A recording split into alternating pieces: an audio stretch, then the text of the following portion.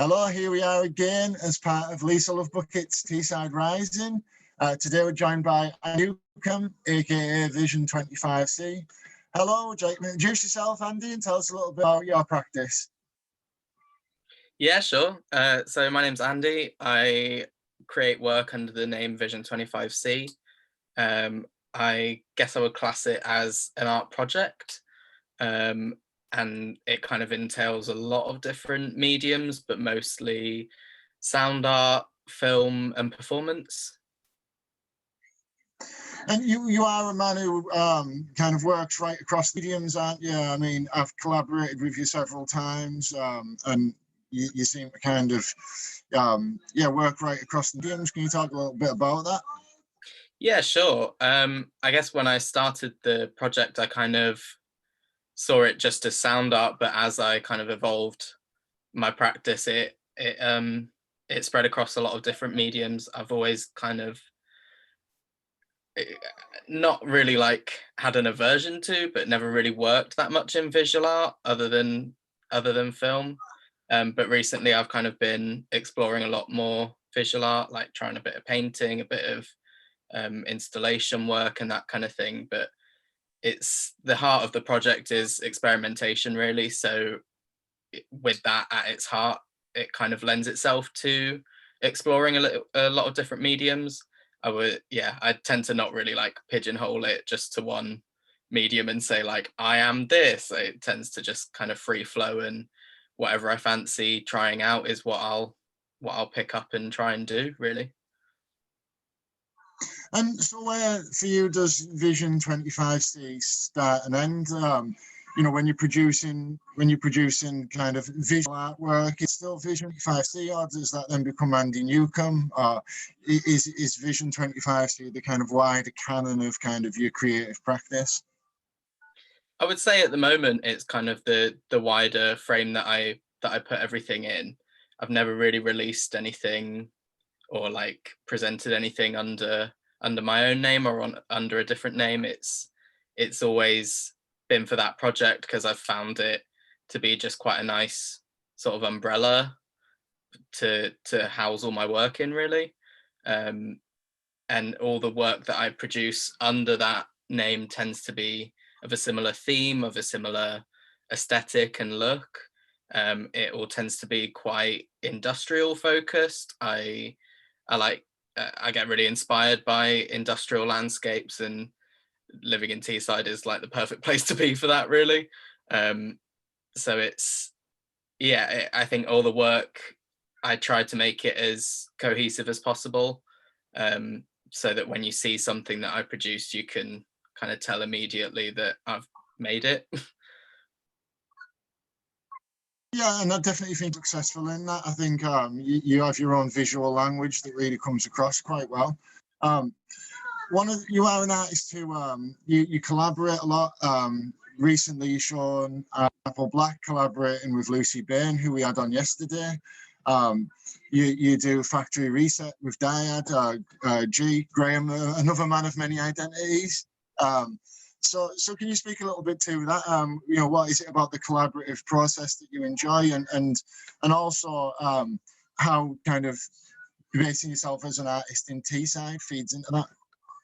Yeah, sure. I think collaboration has always been something that I'm interested in exploring. I tend to think that I can work well with other people. I think there's some artists that just think like, no, I want it to be my vision, I want it to be my language, but I'm quite open to collaboration in a sense of working in, like I said, the kind of main point of the project is experimentation, and I think the collaborations that I do are kind of just an extension of that, really. It's still working in an experimental way, but with other artists and with other artists of quite different mediums as well. And Lucy specifically works, I've known Lucy for a while now, and we get on really well. So working with her, it was a really, it sounds weird to say, but a really easy process, I think, because we're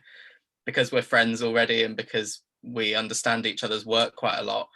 But through that collaboration, we realized that we have some aspects of our practice that are completely different ways of working, and some aspects that are really similar. I think we both like to experiment with artwork in a sense that we both like to kind of gather materials and let the materials speak to us, rather than having a distinct like image in our mind of what a final product could be. We tend to gather some materials or work around a certain theme and just experiment around that and see what comes out of it. For that specific piece in Pineapple Black, we titled it Replicate. We were really inspired by some construction materials, that mainly some bricks that were left over at the auxiliary where we both have studios, and we just started playing around with them, and at first didn't even really think it would be anything, but then when you offered us the opportunity to show some work, we thought, okay, let's try and make something out of this. And that was kind of like, that was really just the starting point for that piece, was just a pile of bricks basically, and it evolved from there into incorporating light, incorporating video, incorporating sound, and it all just kind of grew from that one stimulus. So we work really similar in that way, and I think that that's the same for all the collaboration I've done. Really,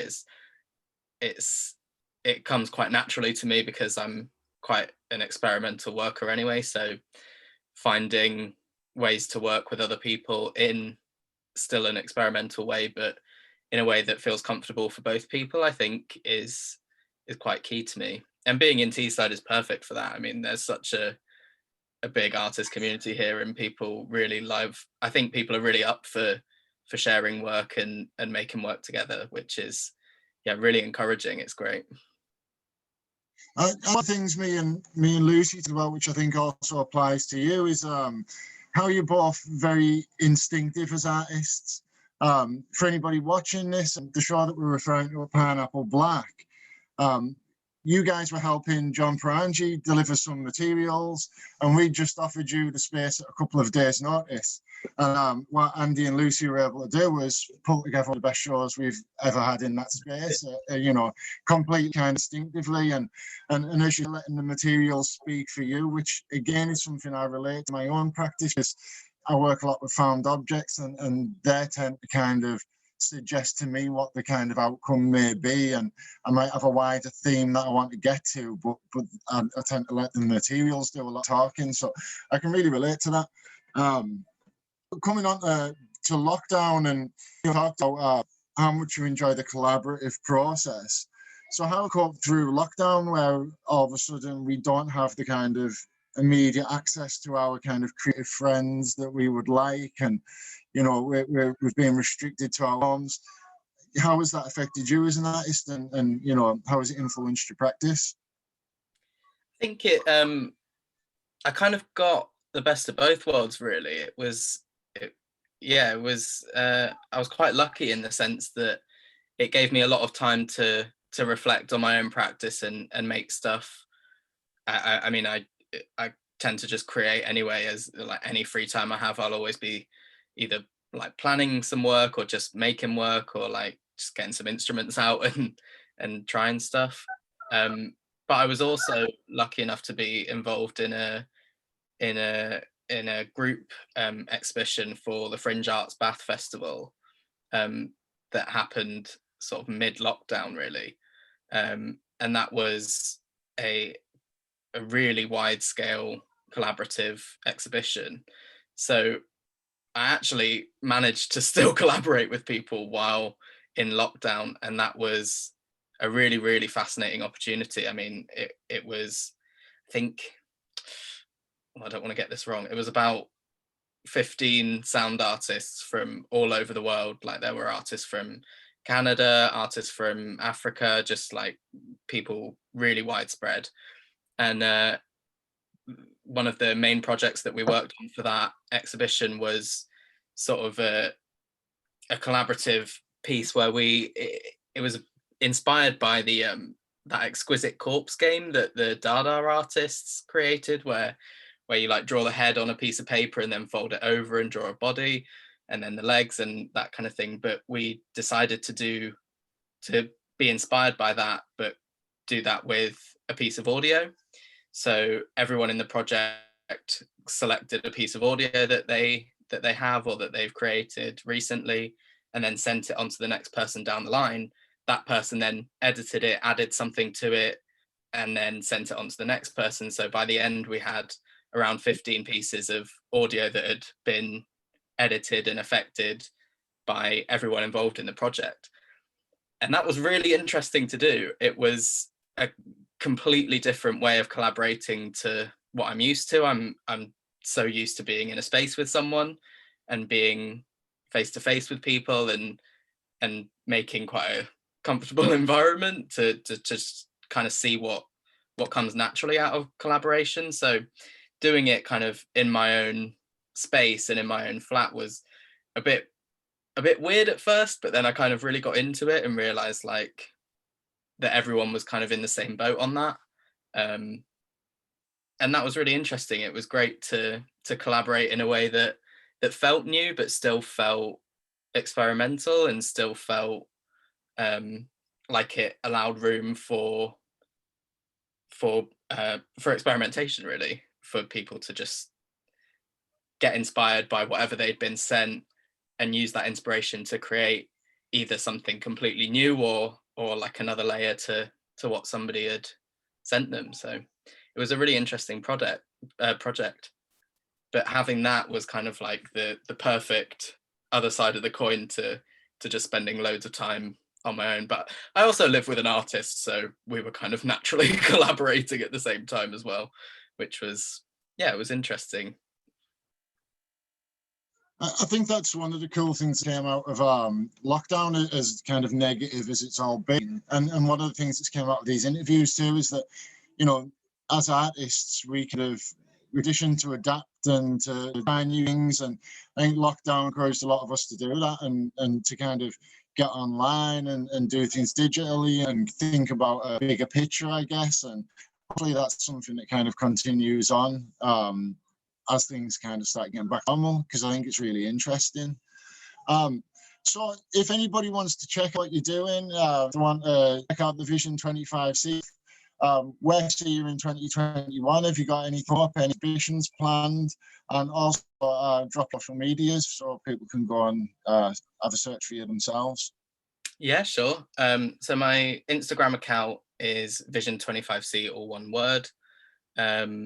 And I have a Facebook page as well. I don't use it as often, but if you search Vision25C on Facebook, you should find it. And the same with, I release a lot of my audio work on Bandcamp, and that's Vision25C, all one word. If you search it on Bandcamp, it should come up.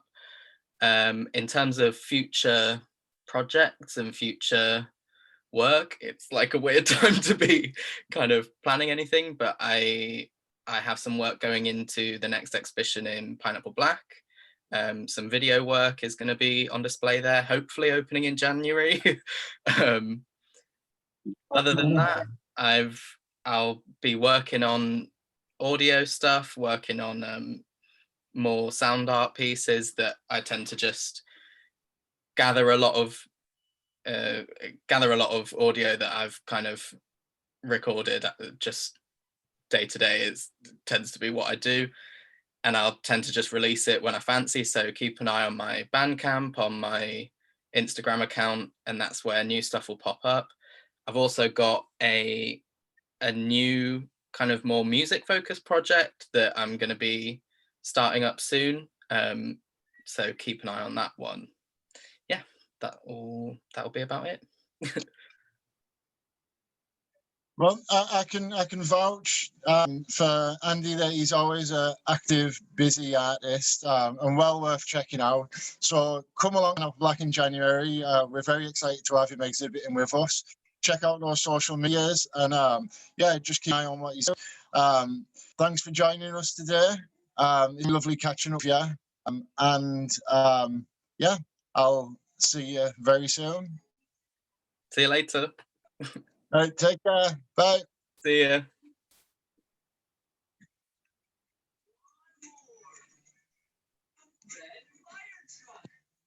Right, stop drinking now.